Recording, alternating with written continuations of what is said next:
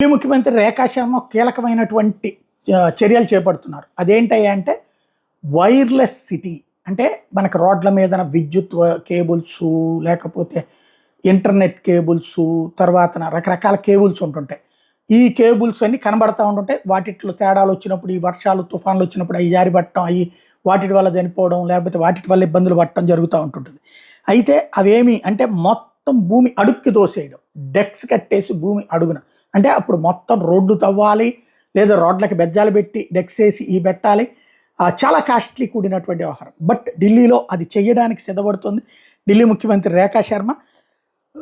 Wire fire లాంటిది problem లేకుండా చూసేందుకోసం అని చెప్పేసి ఓవరాల్గా వైర్ ఫ్రీ సిటీ కింద చేస్తాం అన్నటువంటి విషయాన్ని చెప్తోంది.